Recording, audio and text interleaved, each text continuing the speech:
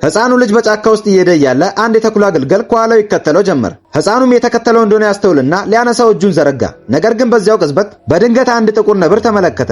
እሱም አይቶት እጅግ አስደነገጠው። ከዚያም ጥቁሩ ነብር ወደ እሱ ጠጋ ብሎ ያሸተው ጀመር። ብዙም ሳይቆይ ይህ ሕፃን ከሌሎች ሰዎች የተለየ መሆኑን ተረዳ። ወዲያውኑ ዞር አለና ጭራውን ወደ ሕፃኑ ዘረጋለት። ይህንንም ያየው ሕፃን ጭራውን ይዞ ወደ ጫካው ተከተለው። ጥቁሩ ነብርም ወደ ጫካው እምብርት ይዞት ገባ።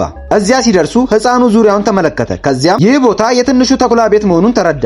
ሕፃኑ ግልገሉን አንስቶ ለእናቱ መለሰው። ተኩላዎችም ሕፃኑ ምንም አይነት ክፉ ሐሳብ እንደሌለው ስለተረዱ እንደ አንድ አድርገው ተቀበሉት። አንድ ቀን ሕፃኑ በአንድ ክፍት የዛፍ ግንድ ውስጥ ተይዞ የነበረን የድብ ግልገል አገኘ። ግልገሉ ለመተንፈስ የተቸገረ ነበር። ሕፃኑም ሊረዳው ወዲያውኑ ወደ ውስጥ ዘልጎ በመግባት በሙሉ ኃይሉ ግልገሉን ወደ ውጭ ሳበው። ወደ ውጭ እንደወጣውም ትንሹ ድብ በደስታ መሬት ላይ ይንከባለል ጀመር። ከዚያን ጊዜ ጀምሮ ሶስቱ የቅርብ ጓደኛሞች ሆኑ። ቀስ በቀስም ሶስቱ ጫካው ውስጥ አብረው አደጉ።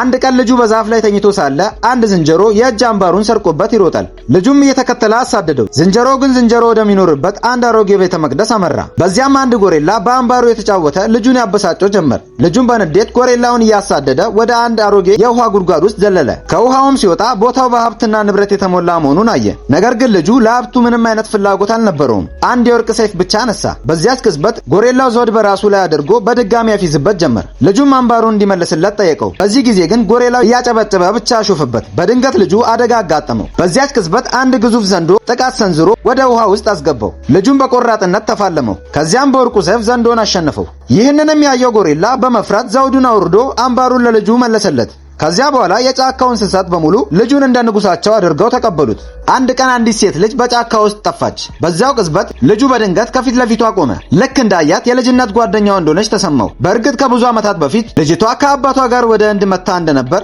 አባቷ ደግሞ ገዢ የነበሩ ሲሆን ጫካውን ለመቃኘት በዝሆን ተሳፍረው መጥተው ነበር። በዚያን ጊዜ ልጁና አባቱ በጫካ ውስጥ ይመራቸው ነበር። ድንገት አንድ ነብር ከፊታቸው ታየ። የአገሱን ድምፅ የሰማው ዝሆን በጣም ደነገጠ። ልጁን በፍጥነት ወደፊት በመራመድ ዝሆኑን አረጋገው። ምክንያቱም ከልጅነቱ ጀምሮ የእንስሳትን ቋንቋ ይረዳ ነበር። ከመለያየታቸው በፊት ልጁ ለልጅቷ አበባ ሲሰጣት ልጅቷም የእጅ አምባሯን አውልቃ ሰጠችው።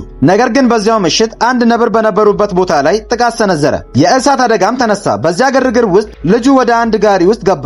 ጋሪውም ወደ ጫካው ይዞት ሄደ። ከዚያ ቀን ጀምሮ በንጉስነት ከእንስሳት ጋር መኖር ጀመረ። ቪዲዮ ከተመቻችሁ ላይክ፣ ሼር፣ ሰብስክራይብ ማድረግ እንዳትረሱ።